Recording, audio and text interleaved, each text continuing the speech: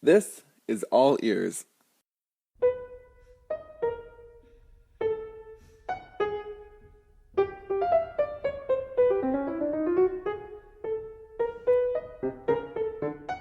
And I remember I used to get my brother, when we first got our piano, I would get him to hold down the damper pedal and I would stand on the bench and I would strum the strings. And my mom would go, you're not supposed to play a piano that way. And I remember getting a lot of that. You're not supposed to do that. You're not supposed to, pluck a string.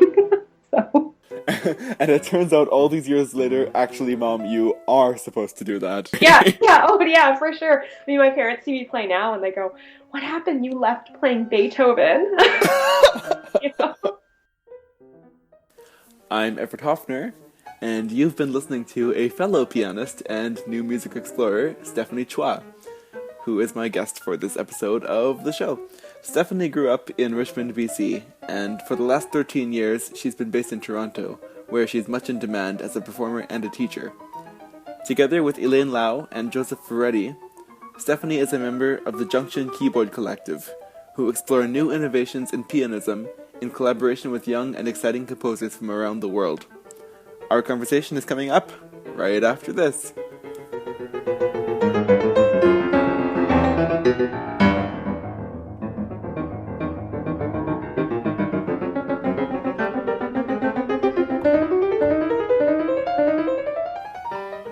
All Ears is a spotlight for young musicians making a difference in their communities. Thanks so much for downloading this episode. If you like it, I would encourage you to head over to my website, everetthopner.com, where you can explore the full back catalog, find information about Stephanie and all my previous guests, and subscribe to the podcast so you'll never miss a future episode. While you're there, you can really help the show by leaving a rating and a review in the iTunes store. I'm always delighted to receive your feedback about the show, and my guests and I always appreciate any efforts you can make to help spread the word about the show. You can like all the likes, tweet all the tweets, hashtag all the hashtags, and tell everyone you love about the show. That would be great. Okay, here's Stephanie.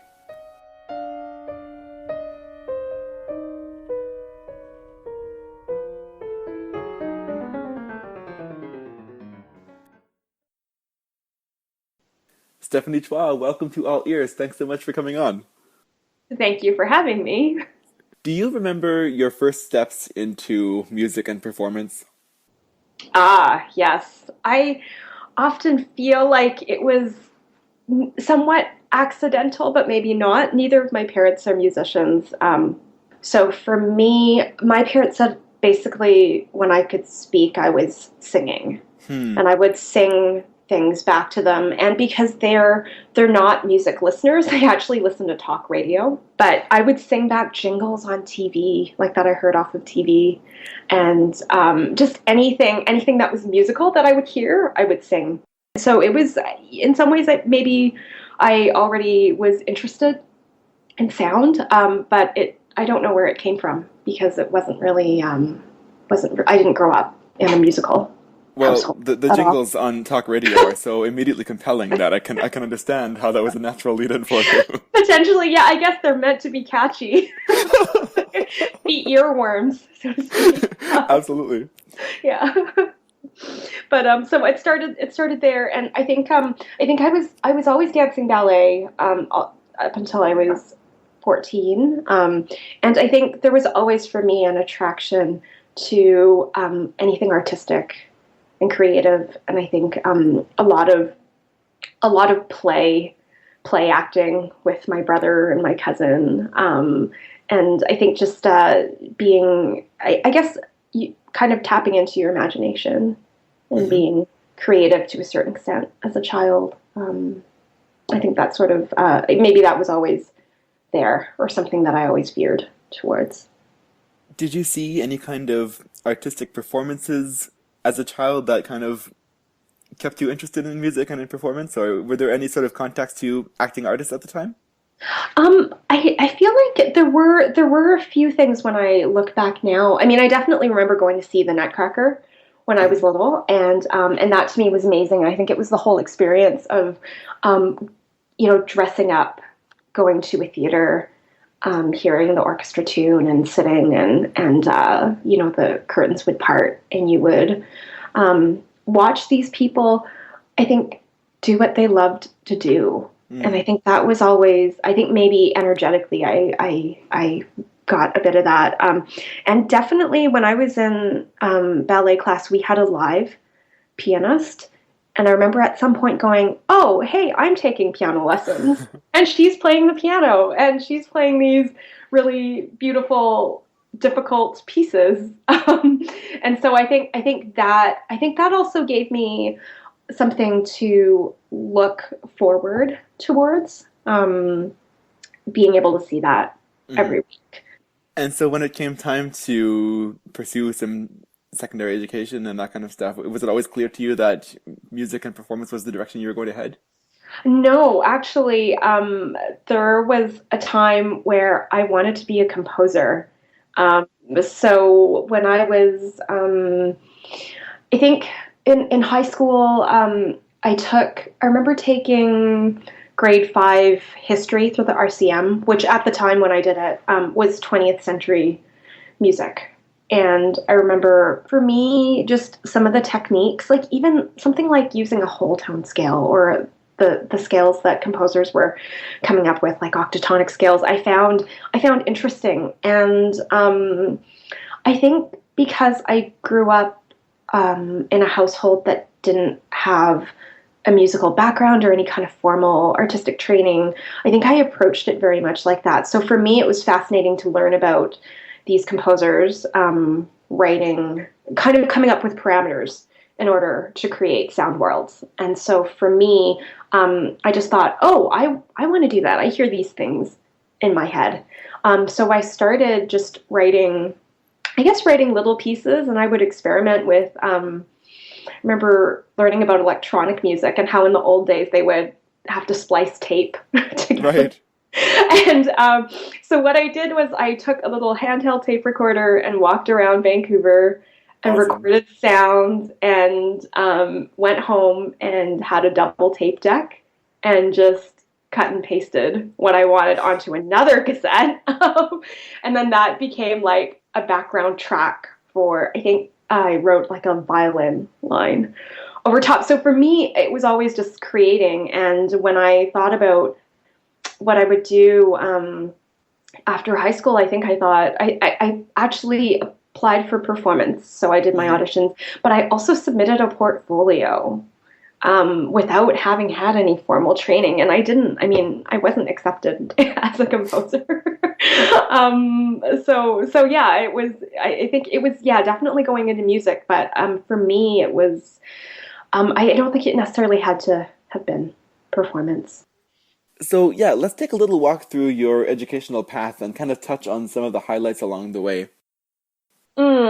So I think a big significant thing for me was going to the University of Victoria to do my bachelor's. And what was great about that was not only the teacher I studied with, Dr. Robin Wood, but it was also, I think, the size of the school for me, the fact that it was in a small city, and the musical life of the city, I think, is really, or was at the time, centered around the university and the conservatory.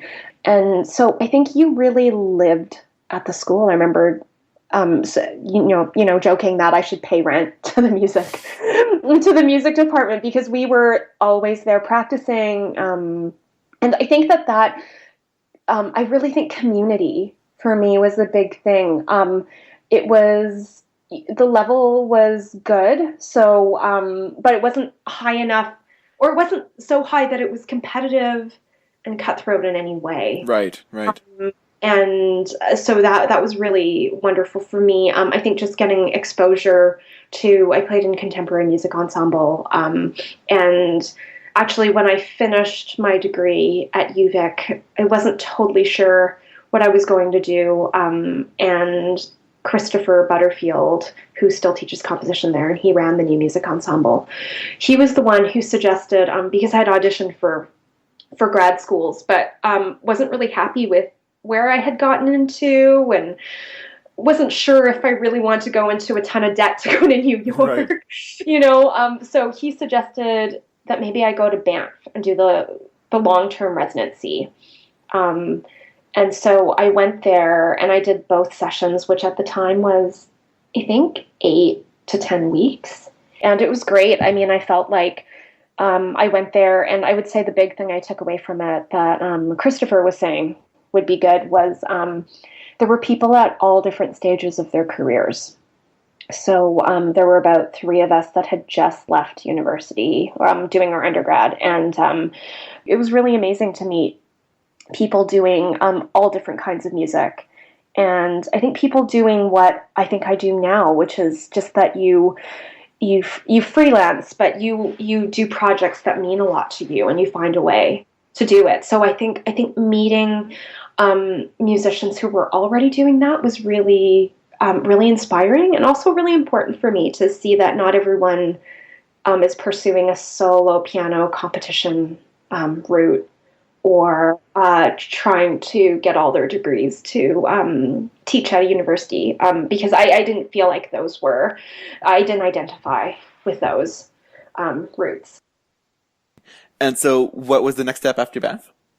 So when I was at Banff, I met Greg O, who a phenomenal pianist and just all around music project maker, bringer together of people. And he said, you should go and study with my old teacher, Marietta Orloff, in Toronto. So I called up Marietta, went and had a lesson, loved her, thought she was fantastic, and I really, really just felt a connection to what she was saying and how she said it. And so I decided to come to Toronto to study with her at the Glen Gould School. And I always thought I'd be passing through, but I loved her so much that I stayed to do my master's at U of T. And then, you start getting, you start putting roots down, and you start meeting people, and then projects start happening. And it's sort of like, I guess instead of thinking really long term, I started thinking, okay, this sounds really interesting. I want to do this next. And I've just stayed. Right. So when did you first end up in Toronto? I moved here in 2002. So Wow. it's been 13 years. Yeah. And Yeah. so it started out just as I'm going to go to school here and we'll see what happens, and it just you became trying into the community. Yeah. I mean, and there's definitely, I think as the years have gone by, there's been more and more projects and groups that have started. And so I think with kind of smaller grassroots groups where the people playing are also the people organizing it, I Hmm. think it's just been an amazing richness, added an amazing richness to the city, and very collaborative, where, like I and my ensemble Junction, we've played on other people's series. We've commissioned works by a composers collective, the Toy Piano Composers, um, and just had a chance to really collaborate. And I think the city's been amazing for that. And I think that there was a real thirst for, I would say, chamber contemporary music. Hmm. Not that there wasn't contemporary music going on, but there have been some really big and long-standing organizations like New Music Concerts and Soundstreams and Spree Orchestra. But I think, the collective based contemporary music that's been happening is really exciting and was much needed. And there's been a lot of also, I would say, multidisciplinary projects that have come out of the smaller organizations. And I think that you can see the influence of that in the larger organizations as well, of just taking some of their cues, I think, Sure. from what, the smaller groups have done. So let's get into Junction now. We've brought this up a few times. Hmm. How do you describe Junction? Um, Three pianists coming together and trying to create, trying to redefine the instrument or the expectations of a piano, maybe a piano recital. Uh-huh. And who are these other pianists? Junction is myself along with Elaine Lau and Joseph Ferretti. How did you meet each other? So Elaine and I, we crossed paths at the Glen Gould School.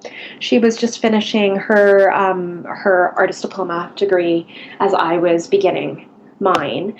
And Joe and Elaine have known each other for years. They were at the Cincinnati Conservatory together, and they're married.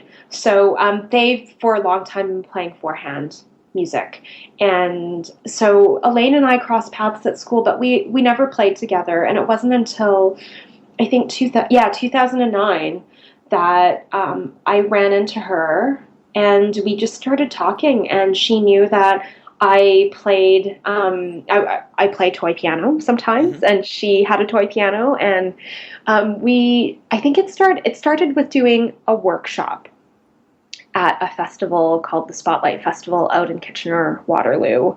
Elaine had this idea of bringing in a bunch of toy pianos and teaching or improvising, doing improvisation games with people, and that the toy piano would be a much less intimidating way of getting someone who doesn't even play the piano to sit down Sure. and try it. And so that was our very first project.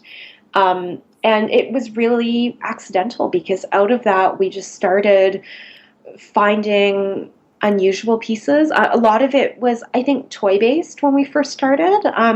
So multiple toy pianos, some pieces where we had to build tables for, I don't know if you know Thierry Demay's table music. No, I don't. Percussionists play it a lot. So it's almost a choreographed piece for three players at three tables that have to be mic'd. Mm-hmm. We just really started going project to project, like we were talking earlier, playing pieces that we didn't see being performed or programmed in the city. And then we thought we would start commissioning works. And how long have you been together at this point? We just finished our 6th year.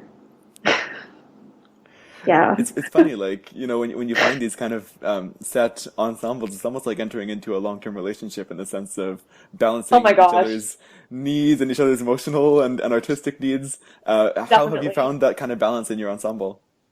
Well, I found that we learn a lot from each other, not just artistically and musically, but also just in terms of the working relationship. I completely trust the both of them. And I think that when you enter into a musical collaboration, especially long term, Mm, you need to have that. You need to be able to trust, you know, that you have each other's backs. I think whether it's on stage or whether it's in grant writing, because you've got a crazy deadline coming in. right. So I think I've always been someone who enjoys the company of other musicians, and I think sometimes, being a pianist can be quite lonely. And I think that being in having doing Junction, and also a duo that I have with violinist Veronique Mathieu has been amazing for me, and it lets me flex different muscles and Sure. try different, be in different musical situations. Maybe just for people who aren't familiar with whether it's toy pianos or some of the other techniques that that we do every day and it's no big deal. Yeah. What are some of the kind of unique sort of aspects of pianism that you've managed to bring or focus on with Junction? I think definitely extended piano techniques. So all the non-keyboard playing, the reaching inside the piano, and like I said earlier, plucking a string, or using different tools to create sounds on Hmm. strings, like scraping a string with a guitar pick, finding harmonics, preparing strings. I think also letting a composer's imagination of what is possible inside the piano, and running with it. Like we just had a six-hand piece that we premiered earlier this month by Toronto composer Jason Dole, and Jason found some beautiful sounds using a paintbrush on strings, Wow. like depressing the keys so the dampers are lifted, and then going inside and brushing the string, and it creates this beautiful cloud of sound. Nice. So, do you have ideas for where Junction is going next? Yeah, so well, most immediately, I mean, because we loved being able to bring an international composer like Karl Heinz Essel because he for a residency. I really looked at it like it was school for us for a Hmm. week. Is we are bringing a young Finnish composer Tani Raisanen. That's our most immediate project next year because we are project based. So that's our big one for next year. And I think just our thoughts for the future is that we've spent the last really the last 5 years commissioning six hand pieces. Is that now we're thinking that now that we've established Junction in that way, that we'd like to also be able to take the name and each put on projects under the umbrella of Junction. So it might mean that if in the future Joe wants to do a contemporary vocal recital with a singer, that he could do that. Or if Elaine wanted to, have some pieces, chamber pieces that she wants to do with strings, be able to do that as well. So we've been thinking about kind of changing up, well, not changing up our configuration, but adding other instrumentations to some of our projects. Great. That's So, totally so exciting. I think there's just one more thing I want to mention, which is a piano project. So coming up this year, we're finally going to do it. Is with do you know Adam Shirkin? He's the composer pianist. I know who he is. I don't know him personally, but I know who he is. He's written some fantastic piano music, so Hmm. we should check it out. Adam is a dear friend, a good friend, and we've been talking for a while about doing a piano project together where we each take, in some ways, a mini portrait of a composer, and we juxtapose them. So the first one we'll do is in August, and I will be playing some Boulez for the first time, and Adam will be playing some Burt Whistle. So the idea is to show two composers that maybe share a similar vein or share a similar moment in history, but and complement in some way aesthetically. So I think the other portraits we've decided are Wolfgang Rehm and Horatio Radulescu. And then I think may be an Italian program with Berio, Donatoni, and Sciarrino. So I'm really excited because I feel like as a pianist, I have a bucket list of contemporary music that I'd Yes, like to learn, and I'm sure you have one too. I do, and it keeps getting longer. Oh, I know. I feel like that too. The pile gets bigger. So that's why Adam and I decided we would do this project and put on. I mean, we both we both spend a lot of time playing Canadian and young emerging Canadian composers. Yeah. So we felt like this project doesn't always fit in with that, and we thought we would just do it separately as its own thing. Steph, just before we start to wrap things up a bit, I'd love to get into your studies with Ian Paice in London. How did you make that connection? Well, okay, so I should talk about how I met Ian first, which was actually in 2009 at the Impulse Contemporary Music Festival run by Klangform Wien in Graz, Austria. So at the time, had been out of school I think I finished my master's in 2006. And so I'd been out of school for 3 years. I was really spending more and more time playing contemporary music. And so a friend of a friend suggested Impulse. That was, I think, their first year, the first year of the festival. And so I went, I just applied. Ian was the piano teacher, and I applied for it not knowing who he was, which now I think is really crazy because I think I think that he's done so much.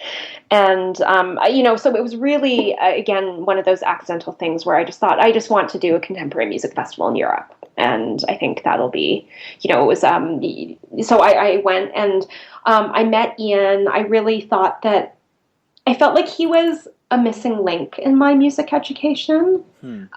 a music education that had been very focused on standard repertoire, amazing insights about piano playing from both Dr. Wood and Marietta, but not they weren't people who I could bring Stockhausen to. And so I think to meet Ian and to work on Stockhausen and Donatoni with him was really it was really, really made me go, okay, this is what's going on. This is what I need. And I think one of the first things he said to me, which I think has always stayed with me and I think is so great, is that I wanted to work on Guero by Lachenmann. Yes. And I said, I love Lachenmann. I'd like to work on Guero. And Ian, was along the lines of saying, well, if you love Lachenmann, like, just go and work on Serenata. Like, you don't have to, like, pussyfoot around it, and just go and do it. And you'll, you'll learn so much more from tackling a large piece. You don't have to work up to it. So then I decided I wanted to keep working with him. So I applied for a grant through the Ontario Arts Council, and I luckily got it, and was able to make three trips to London between 2009 and 2010. And we covered a lot of repertoire. But what was great about Ian, too, was that he wanted to still work on traditional rep, because he, obviously, he felt that it was really important to keep playing Brahms and Schubert and Haydn. So we did that, along with working on playing Radulescu and Dusepan, and Lachenmann. And I think the biggest thing, another thing too, is that I think Ian's attitude is, and I felt like when I first started playing some of this contemporary music, I felt like, oh my God, it's so hard. I don't even know where to start. And his philosophy was, anyone can do it, as long as you're smart about it, and you tackle it in a way that works. Then you can play it. So I think that really helped me have the confidence to learn the Rebecca Saunders this year. And I remember learning it. I would have, in the past, I don't know if I would have done it without having worked with Ian, because I don't think I would have felt myself capable, honestly, to do it. So I feel like he really has really helped me with this last bit of music making and music learning. Excellent. Mm-hmm. That's really exciting. So, Steph, we do a recurring segment on this podcast. Today we'll call it Mr. Rogers is great, and so are other people. Okay. So, if you could tell me about somebody who has helped you become at the stage that you are today, I think it'd be a nice thing. So the person who has helped me become the musician that I am today is Dr. Robin Wood, who was my teacher at the University of Victoria, and he sadly passed away in 2004. But I often think of him as my musical grandfather. And I think that it wasn't so much what he taught me, but it was the way he did, and how supportive he was with all of us, and the way he set up his studio. We were like a little family, and I think that sort of giving, the musician that gives back, gives to students, gives to a younger generation, I think is really important. And so I feel like that the energy of how he was with us is how I always hope to be for everyone, for people I meet, and other musicians. Oh, that's just excellent. Thank you so much for sharing that. Finally, Steph, how can people keep up with your activities and track Junction and follow you guys and see what you're up to? So, Junction, we have Twitter, we're at Junction, and we are on Facebook as well. So you can just look for us on Junction Keyboard Collective. Actually, Junction has its website at junction.com. So JUNCTQIN.com, and I try to keep my own website updated, and it's StephanieChua.com.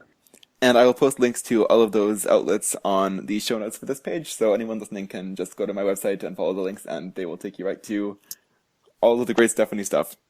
Oh, great. Thanks so much. Yeah, my pleasure. Steph, this was so much fun. It's been such a joy to chat. Thank you so much for joining me on All Ears.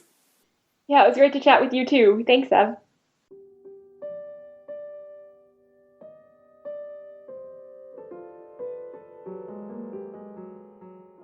Well, here we are again. We have reached the end of another episode of All Ears. Thank you so much for listening. Thank you to Stephanie for sharing her story with us today. You can follow me on Twitter at evhopf. You can follow the show at This Is All Ears. The show logo was designed by Isabel Kalimnik. Thanks again, Isabel. It still looks great in all 5 colors. Every time you like, tweet, share, or recommend All Ears, you help emerging artists reach a wider audience, and we really, really appreciate it. I post new episodes of the show twice a month. Your feedback is always welcome. Come over to everetthopner.com, follow the links, you can say hi. We will catch you next time on All Ears.